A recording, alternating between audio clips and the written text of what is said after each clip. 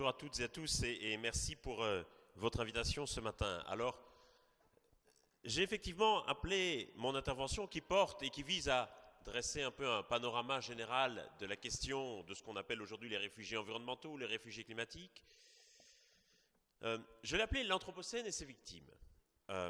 Parce que il me semble que dans une journée dont le thème général porte sur ces questions d'Anthropocène, on définit, comme vous le savez généralement, l'Anthropocène comme l'âge géologique dans lequel les humains seraient devenus les principales forces de transformation de la planète.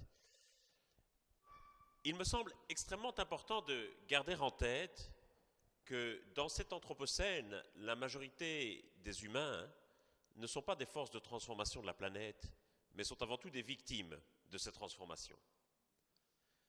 Il me semble qu'il y a là quelque chose qui risque beaucoup de dépolitiser la question si l'on oublie que la plupart des gens sur Terre ne sont pas des agents de transformation de la planète, mais avant tout des victimes de cette transformation.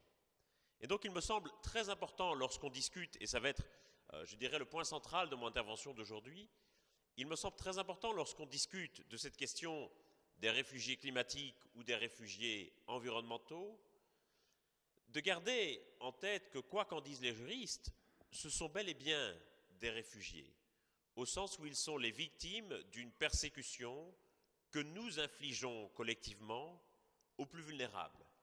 Et il me paraît très important de garder cela à l'esprit, et je vais essayer de vous montrer comment très souvent le discours et les perceptions que nous avons de ces migrations sont éloignés des réalités de ces migrations. Donc je vais essayer de vous montrer quels sont ces discours, quelles sont les réalités, et comment il est possible, au travers de réponses politiques, de réconcilier peu ou prou les deux aspects. Il faut commencer par dire que même si on semble avoir découvert l'environnement comme facteur de migration à la faveur du changement climatique, c'est historiquement un facteur de migration qui a toujours existé. Historiquement, les hommes et les femmes se sont toujours déplacés à cause de transformations de leur environnement ou parce qu'ils estimaient que l'environnement de certains lieux sur Terre était plus favorable. L'Europe, après tout, a été colonisée à la préhistoire parce qu'elle bénéficiait d'un climat tempéré et de ressources jugées plus abondantes. Je vous montre simplement deux exemples bien connus dans l'histoire, mais pourtant relativement peu caractérisés comme des exemples de migration environnementale. Le premier que vous voyez à l'écran est une gravure qui représente la ville de Lisbonne dévastée après le tremblement de terre du 1er novembre 1755. Lisbonne est complètement ravagée par une triple catastrophe, un tremblement de terre qui lui-même induit un tsunami, qui lui-même induit un incendie, une séquence d'événements qui n'est pas sans rappeler la catastrophe de Fukushima. Et on voit très nettement à l'écran des camps de réfugiés à l'avant-plan et la population lisboète restera déplacée pendant plusieurs mois, pendant le temps que le marquis de Pombal, Premier ministre portugais de l'époque, entame les travaux de reconstruction qui visaient notamment à rendre la ville de Lisbonne plus résiliente aux tremblements de terre. Et on a déjà des documents relativement détaillés qui expliquent comment s'organisait la vie dans les camps, comment s'organisait la distribution des vivres et de la nourriture, et quelles ont été les circonstances de ce déplacement de population. Autre cas historique bien connu, la migration du Dust Bowl, lorsque des centaines de milliers de populations rurales qui vivaient essentiellement dans le Texas, l'Arkansas et l'Oklahoma, doivent, lors des années 30, à l'occasion d'une sécheresse massive qui a entraîné notamment la repossession des terres par l'État, doivent migrer vers la Californie. C'est à partir de cette migration que la Californie deviendra l'État américain le plus peuplé et plus tard le plus riche. Et donc on a là une migration qui était extrêmement importante dans l'histoire et la formation des États-Unis, mais qui pourtant reste largement oubliée, ou en tout cas dont les facteurs environnementaux restent largement oubliés. On est face donc, soit à Lisbonne, soit à la migration du Dust Bowl, à deux cas historiques de migration très importante de population liés à des facteurs environnementaux. On est face à 2 cas de ce qu'on appellerait migration environnementale. Ce sont pourtant 2 cas extrêmement différents. Dans un cas, il s'agissait de fuir pour échapper à la catastrophe de façon brutale et temporaire, puisque les Lisboètes sont revenus dans leur ville après.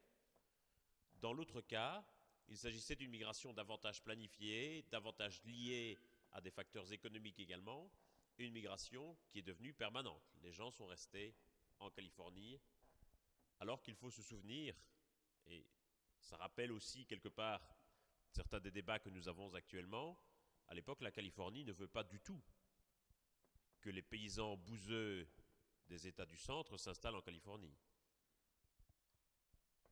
La Californie fait même voter une loi qui sera par la suite invalidée par la Cour suprême, mais qui interdit aux pauvres de s'installer en Californie. Et donc, ce que j'essaie de dire, c'est que malgré l'existence de très nombreux exemples historiques, relativement variés, on n'a pas mis en lumière l'importance des facteurs environnementaux comme facteurs de migration et de déplacement jusqu'au début des années 2000. Et c'est véritablement avec la réalisation des impacts du changement climatique que cette question est revenue à l'agenda, puisque bien sûr elle était aussi transformée dans son amplitude et transformée dans son approche politique, puisque se posait directement la question de la responsabilité de ces migrations. Que sait-on aujourd'hui?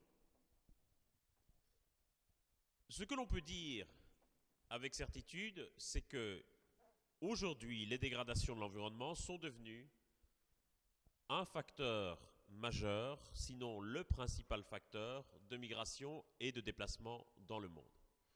Les chiffres que vous voyez à l'écran sont les statistiques annuelles des personnes déplacées par les seules catastrophes naturelles. C'est-à-dire que sur la période de 6 ans entre 2008 et 2014, en moyenne, chaque année, 26 millions de personnes sont déplacées par des catastrophes naturelles. C'est-à-dire, pour vous donner une idée du chiffre de grandeur, c'est comme si une personne était déplacée à chaque seconde où nous parlons aujourd'hui. C'est un chiffre absolument considérable. D'autant plus que ces chiffres s'ajoutent les uns aux autres chaque année. Les gens restent parfois déplacés plusieurs années. Il y a encore aujourd'hui des gens qui restent dans des camps de réfugiés à Haïti et qui ont été déplacés par le tremblement de terre de 2010. Nous sommes pourtant plus de 5 ans après. C'est un chiffre qui est en moyenne annuelle 3 fois supérieur au nombre de personnes déplacées par des guerres, des persécutions et des violences. Or, vous savez qu'en 2015, nous avons aussi atteint un record historique pour ce qui concerne le nombre de personnes déplacées par des guerres, des persécutions et des violences. On est donc là face à un facteur majeur de transformation des dynamiques de population sur la planète, mais un facteur qui reste encore très largement oublié des politiques publiques, oublié de la recherche sur les migrations, et les chercheurs ont une énorme part de responsabilité dans cet état de fait, et un facteur qui reste encore largement considéré comme une sorte de migration un peu de niche, un peu spécifique, qui reste encore dans l'esprit du public, je crois, associé à quelques cas un peu emblématiques et symboliques dans les petites îles du Pacifique, sans prendre en compte la mesure de la réalité et de l'ampleur de ces migrations aujourd'hui déjà. Ce qui explique à mon sens largement que les perceptions que nous avons de ces migrations dans le débat public soient assez largement éloignées de la réalité. Notons que c'est évidemment une remarque qui vaut aussi pour les migrations en général. Vous savez combien les perceptions que nous avons des migrations aujourd'hui dans le débat public et notamment des réfugiés reposent largement sur des idées reçues, des préjugés et des mensonges qui sont très éloignés de la réalité des migrations. Et donc lorsque nous allons envisager ces migrations climatiques, on va généralement les envisager comme une sorte de menace future qu'il faudrait éviter absolument. Par exemple, dans cette exposition présentée en 2011 au musée de la ville de Londres, qui s'appelle London Futures, l'exposition présente aux visiteurs une série de photographies modifiées, photoshopées, qui présente ce à quoi pourrait ressembler la ville de Londres sous les effets du changement climatique dans une cinquantaine d'années. Et on voit par exemple que Buckingham Palace est entouré d'un immense camp de réfugiés. On voit aussi que Trafalgar Square est transformé en un bidonville pour migrants du Bangladesh. C'est-à-dire des images qui, si elles sont sorties de leur contexte, pourraient tout aussi bien figurer dans de la propagande d'extrême droite. En reprenant les mêmes arguments et peurs xénophobes sur lesquels joue l'extrême droite, de la peur de l'étranger, de la crainte de la transformation des paysages et des modes de vie traditionnels. Soyons clairs, l'enfer est pavé de bonnes intentions. Le but ici était évidemment de sensibiliser les visiteurs aux risques que le changement climatique faisait peser sur leur ville. Mais il est frappant de voir que ce risque, il est identifié, il est incarné sous la forme de migration massive. En d'autres termes, très souvent on va utiliser, et les ONG et associations environnementales ont joué un rôle assez important dans cette instrumentalisation de la figure du réfugié, comme une sorte de figure d'épouvantail, comme une sorte de repoussoir, l'argument ultime qui devait convaincre gouvernements et populations de réduire leurs émissions de gaz à effet de serre. Si vous ne réduisez pas vos émissions de gaz à effet de serre, demain, vous serez envahis de millions de migrants et de réfugiés qui frapperont à votre porte. Et il y a vraiment quelque chose de très très dangereux à considérer ces migrations de cette manière, parce que même si l'intention est louable, ces effets risquent d'être très dommageables pour les personnes elles-mêmes qui sont contraintes de se déplacer, pour celles que j'appelle les victimes de l'Anthropocène.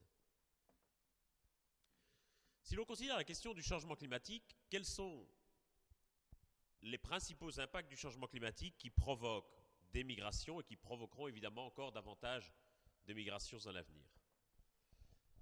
On peut distinguer trois grandes familles d'impacts. La première concerne les événements climatiques extrêmes, les ouragans, les inondations ou les phénomènes de température extrême. Ces événements vont généralement provoquer des déplacements brutaux qui peuvent être à la fois temporaires et permanents. Et pendant très longtemps, on a cru que les catastrophes naturelles ne provoquaient que des déplacements temporaires et qu'après la catastrophe, pendant la reconstruction, les gens pouvaient naturellement revenir chez eux. Beaucoup d'exemples nous montrent pourtant que ce n'est pas le cas. Après l'ouragan Katrina, un peu moins d'un tiers de la population de la Nouvelle-Orléans n'est pas revenue en ville et vraisemblablement ne reviendra jamais maintenant que nous sommes plus de 10 ans après la catastrophe.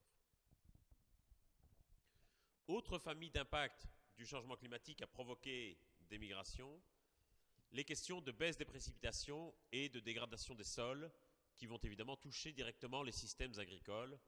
En Afrique, par exemple, 1 personne sur 2 dépend directement de l'agriculture pour sa survie et ses revenus. Vous excuserez la petite coquille orthographique à sécheresse. Aujourd'hui déjà, ce phénomène provoque un exode rural très très important qui provoque des changements démographiques majeurs dans les villes africaines. Et de façon intéressante, lorsqu'il se produit une sécheresse, on constate plutôt qu'une augmentation des migrations, on constate plutôt une diminution de ces migrations. Et c'est un fait qui a longtemps interrogé la recherche, puisqu'il est relativement contre-intuitif. On pourrait s'attendre à ce qu'au plus fort de la migration soit également le pic qu'au plus fort de la sécheresse, se trouve également le pic des migrations. Or, c'est le contraire qui se produisait. On constatait un pic de migration avant la sécheresse et un pic de migration après la sécheresse, mais une diminution des migrations pendant la sécheresse, qui en réalité s'explique assez facilement. La migration mobilise énormément de ressources, coûte extraordinairement cher. Ce qui veut dire que pendant les sécheresses, lorsque les ressources des ménages s'amenuisaient considérablement, eh bien la migration devenait un luxe inabordable. Et donc, les familles avaient tendance à migrer avant la sécheresse en anticipation de celle-ci, ou après la sécheresse lorsqu'ils avaient recouvré une partie de leurs revenus, mais ils n'en avaient plus les moyens pendant. Ce qui me permet de mettre en évidence une caractéristique tout à fait importante, c'est-à-dire le coût de ces migrations et le pendant de ces migrations, c'est-à-dire l'immobilité forcée, ceux et celles qui voudraient partir, mais qui ne le peuvent pas, souvent parce qu'ils n'en ont pas les moyens. Et puis évidemment, il y a la question de la hausse du niveau des mers, qui est sans doute le premier impact du changement climatique auquel on pense lorsqu'on évoque les déplacements de population, qui vont, eux, naturellement, provoquer des déplacements permanents de population, mais aussi des déplacements très étalés dans le temps et relativement planifiables et organisables par les autorités, et qui dépendront très largement aussi de choix politiques.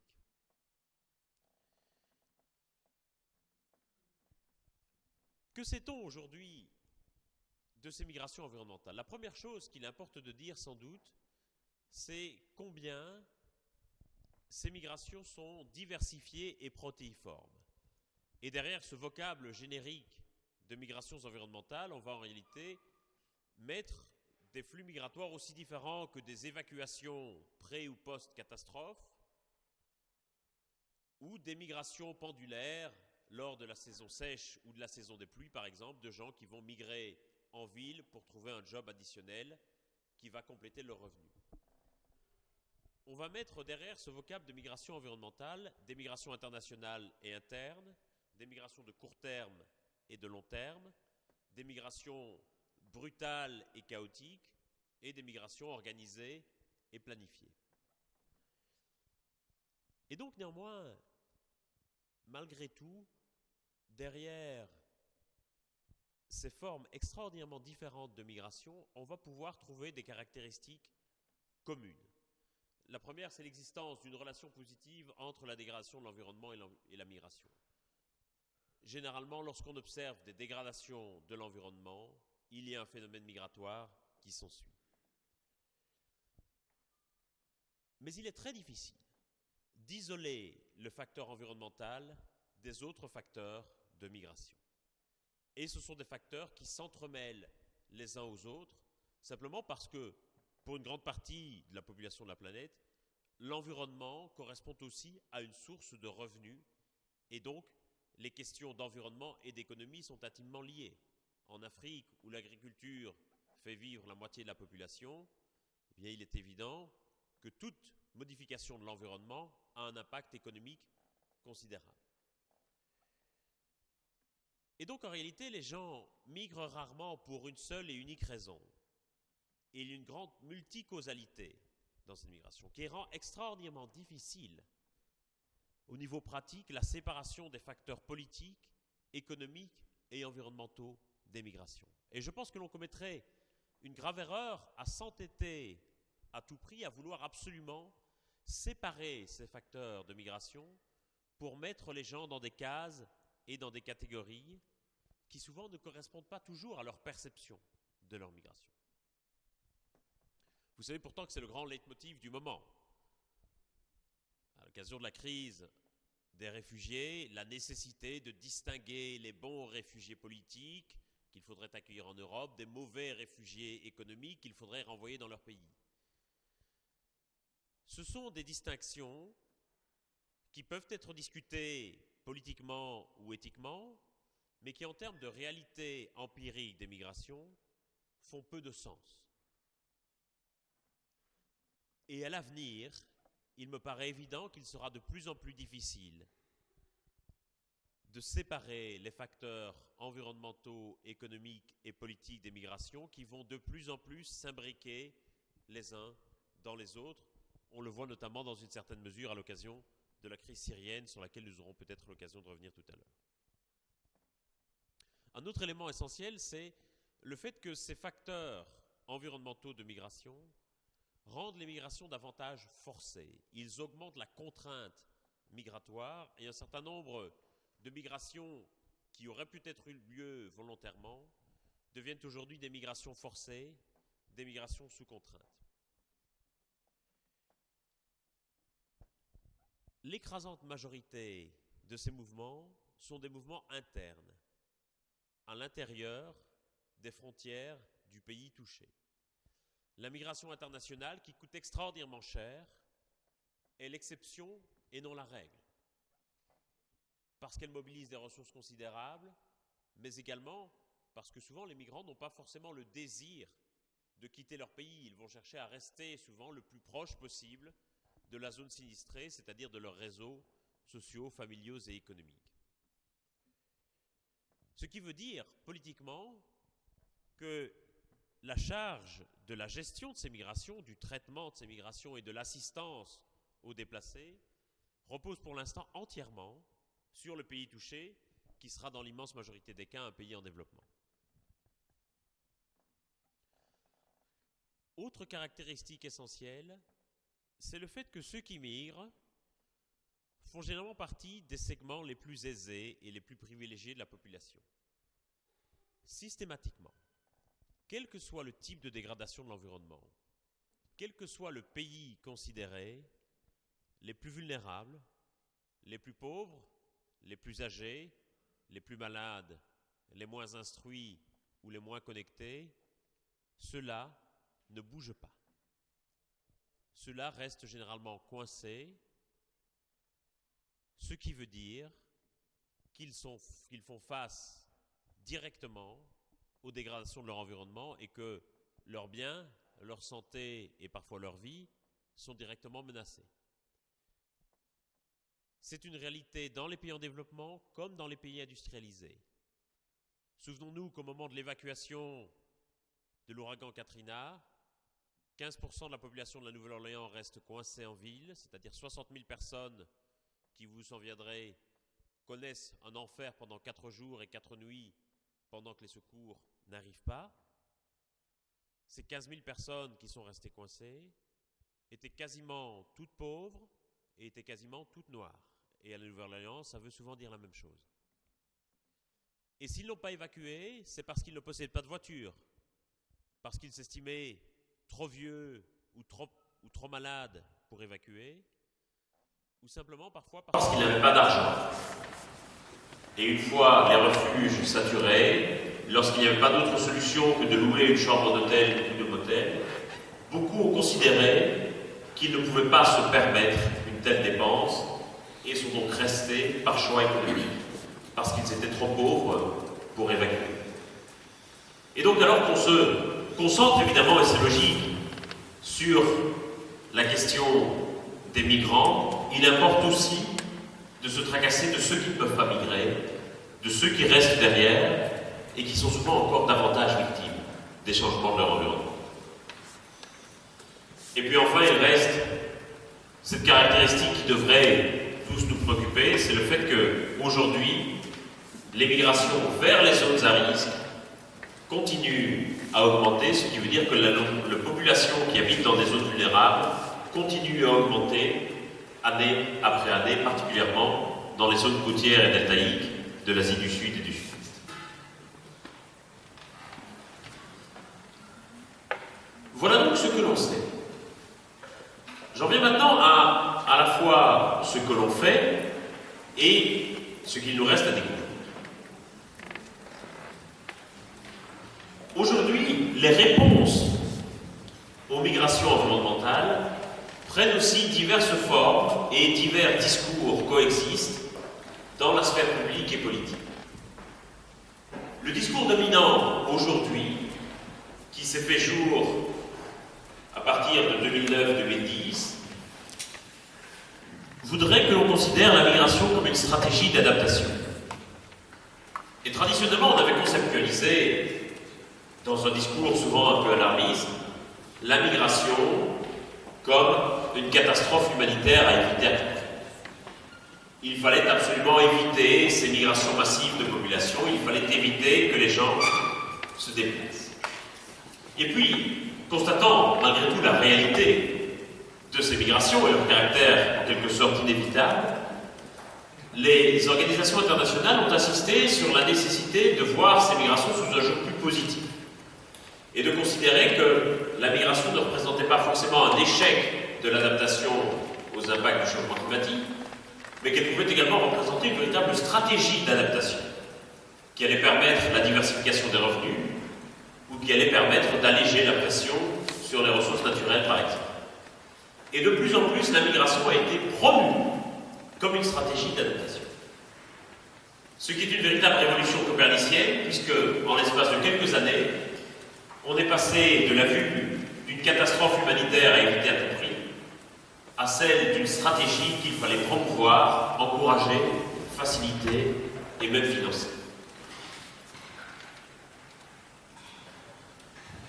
Autre discours qui reste très prévalent, c'est celui que j'appelle des canaris dans la mine. Les plus âgés parmi vous se souviendront sans doute qu'à l'époque où il y avait encore des mines de charbon en France, les mineurs descendaient en emmenant avec eux des canaris qui, dès qu'ils sentaient une odeur toxique, se mettaient à chanter et à siffler, ce qui était le signal pour les mineurs qu'ils devaient déguerpir au plus vite parce qu'un accident d'Irisou était à redouter. Et souvent nous allons considérer les migrants et plus généralement les habitants des petits États insulaires comme les canaris dans notre propre mine du changement climatique. Et donc nous allons accorder une attention presque inconsidérée à ces migrations qui ont lieu dans ces petits États menacés de disparition comme Tuvalu, Kiribati ou les îles Marshall.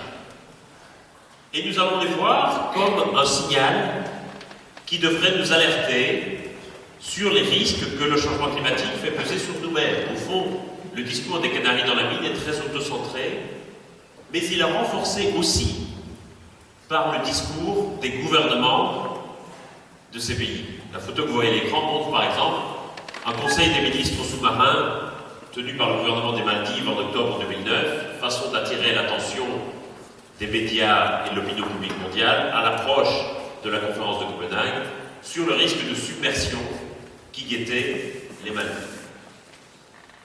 Et donc quelque part le paradoxe, c'est que nous commençons à nous intéresser à ces territoires insulaires parce que nous savons qu'ils risquent de disparaître. Voilà des territoires dont peu de gens avaient entendu parler ou soupçonnaient même l'existence. Et quelque part, l'existence de ces îles sur la scène internationale est justifiée par la perspective de leur disparition annoncée, disparition qui d'ailleurs, en deuxième clin d'œil, avait déjà été matérialisée à la COP15 de Copenhague, puisqu'ils avaient installé dans le pôle d'accueil un globe géant sur lequel ces îles ne figuraient déjà plus. Et donc je pense qu'il faut s'interroger sur ce discours des canaris dans la mine et sur le fait que nous y projetons quelque part une sorte de vulnérabilité très occidentale qui trouve écho, bien entendu, dans notre propre culture populaire. La culture populaire a toujours assimilé les îles et leurs habitants, à des zones de grande vulnérabilité où l'homme était livré à la merci de son environnement. C'est bien sûr le cas des Robinsonades, ou plus récemment, c'est le cas de films comme Castaway ou de séries télévisées comme Lost, qui rappellent cette grande dépendance de l'homme à son environnement et cette situation d'être livré seul à soi-même sur les îles, qui sont des conceptions occidentales de la vulnérabilité qui ne correspondent pas du tout à la manière dont les habitants de ces îles vont percevoir leur propre vulnérabilité. Eux ne vont pas du tout se reconnaître dans ces figures de Robinson. Eux vont refuser ce qualificatif de réfugié climatique en disant c'est un qualificatif que vous essayez de nous accoler alors que nous ne voulons pas partir. Nous sommes résilients et nous allons nous adapter sur place, donc nous refusons que cette idée de réfugié climatique devienne consubstantielle de notre identité. Et donc je pense qu'il est important d'avoir conscience de ce caractère très autocentré de ce discours de vulnérabilité. Qu'est-ce qu'on ne sait pas? La grande inconnue qui revient toujours dans les débats, c'est bien sûr la question du nombre de ces migrants. Combien de personnes sont déplacées aujourd'hui? Combien seront déplacées à l'avenir? C'est extraordinairement difficile à prévoir, Et les seuls chiffres que nous avons aujourd'hui sont les chiffres de ceux qui sont déplacés actuellement par les catastrophes naturelles. Mais il est impossible de savoir, de connaître le chiffre de ceux qui sont déplacés par des dégradations plus lentes de l'environnement, parce que ce sont des déplacements qui ne sont pas comptés statistiquement, qui sont plus étalés, plus lents, plus individuels. Et puis surtout parce que les déplacements futurs dépendront largement, non pas seulement des impacts du changement climatique, mais aussi et peut-être surtout des décisions politiques que nous allons prendre aujourd'hui. Prenons le cas de la hausse du niveau des mers. Si nous partons sur une hausse attendue d'1 mètre du niveau de la mer d'ici la fin du siècle, ça veut dire qu'un pays comme le Vietnam, par exemple, va perdre 25 000 km², c'est-à-dire 10% de son territoire. Vraisemblablement, le gouvernement vietnamien mettra en place des mesures pour protéger son territoire, mais on imagine mal comment il pourrait déployer sur toute sa côte une digue géante. Et donc, vraisemblablement, le gouvernement vietnamien et beaucoup d'autres devront choisir quel territoire ils choisissent de protéger et quel territoire ils choisissent de sacrifier. Ce qui veut dire qu'ils devront aussi choisir quelle population ils choisissent de maintenir en place et quelle population ils choisissent de déplacer. L'autre enjeu, évidemment, c'est de savoir si nous parviendrons à garder la hausse de température sous les 2 degrés d'ici la fin du siècle. Beaucoup de signes laissent à penser que ça sera sinon impossible, au moins extraordinairement difficile, et que donc il importe de considérer comme une hypothèse, sinon la plus réaliste, au moins une hypothèse dans le champ des possibilités, l'hypothèse d'un changement de l'ordre de 4 degrés. Ce changement de l'ordre de 4 degrés poserait d'abord la question de l'habitabilité de nombreuses zones du monde. De nombreuses zones du monde connaîtraient des changements de température de l'ordre de plus 6, plus 7 ou plus 8 degrés, ce qui les rendrait de facto inhabitables, ce qui rendrait la vie humaine impossible, y compris pour des raisons biologiques. Cela veut dire que s'ensuivrait une redistribution de la population mondiale à l'échelle du globe. Parce qu'il faudrait définir dans quelle zone du globe la vie humaine reste possible et dans quelle zone du monde la vie humaine devient impossible. Et c'est sans doute un débat que nous ne sommes pas prêts du tout à avoir aujourd'hui. Voyons comme l'Union européenne, encore aujourd'hui et demain à Bruxelles, va se déchirer sur la question de la répartition en son sein d'1 million de réfugiés qui fuient la guerre. On imagine difficilement comment on pourrait discuter au niveau global de la répartition de plusieurs millions de personnes. Et puis 4 degrés pose aussi la question du possible franchissement de seuils de rupture, et notamment l'un d'eux qui serait la fonte de la calotte polaire arctique. Si cette fonte se réalisait, les scientifiques estiment que la hausse du niveau de la mer serait d'environ 6 mètres. Voilà ce à quoi ressemblerait l'Europe si rien n'est fait. Et voilà surtout ce à quoi ressemblerait l'Asie. Ça veut dire que des zones très très densément peuplées se retrouveraient inondées et que donc les déplacements en population consécutive, s'ils ne sont pas anticipés, risqueraient d'être organisés tout à fait catastrophiquement et chaotiquement.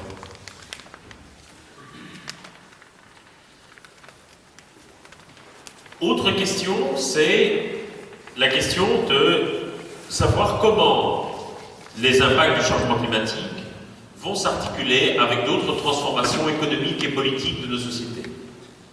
Et très souvent, quand on cherche à prévoir les migrations futures liées au changement climatique, on va rester prisonnier d'une perspective déterministe qui va nous amener à ignorer complètement les autres transformations qui vont aussi amener des migrations et qui vont aussi, bien sûr, interagir avec les impacts du changement climatique. J'en viens maintenant pour terminer à la question des réponses politiques qui ont été déployées jusqu'ici. Le problème essentiel de ces réponses politiques, c'est qu'elles restent, comme d'ailleurs pour les migrations en général, ce n'est pas une spécificité des migrations climatiques, c'est qu'elles restent fondées avant tout sur les perceptions de ces migrations, bien davantage que sur les réalités de ces migrations. Et que donc on va retrouver dans les réponses politiques à ces migrations toute une série d'éléments qui touchent à des préjugés et à des idées toutes faites que nous nous faisons sur ces migrations. Voilà par exemple comment le Parti travailliste australien à droite envisage la question des migrations dans les petites îles du Pacifique, nos voisins qui sont loin. Ce qui est une image que réfute complètement les habitants des petites îles. Ou alors il va y avoir dans les réponses politiques une focalisation excessive sur la question du statut de réfugié climatique. Alors effectivement, la Convention de Genève de 1951 adopte une définition du réfugié extraordinairement restrictive, qui exclut les motifs économiques et environnementaux de migration. Et assez rapidement, les politiques dans les pays industrialisés vont identifier qu'une possible voie de réponse à ces migrations, ce serait de créer un statut de réfugié environnemental dans le droit international.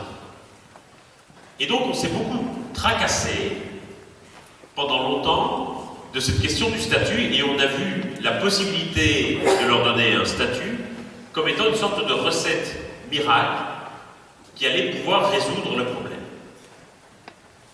Le problème, c'est que les migrations internationales concernent une petite minorité des déplacés, et que donc si même ce statut existait en droit international, ce serait sans doute un développement souhaitable, mais qui ne profiterait qu'à une petite minorité des déplacés.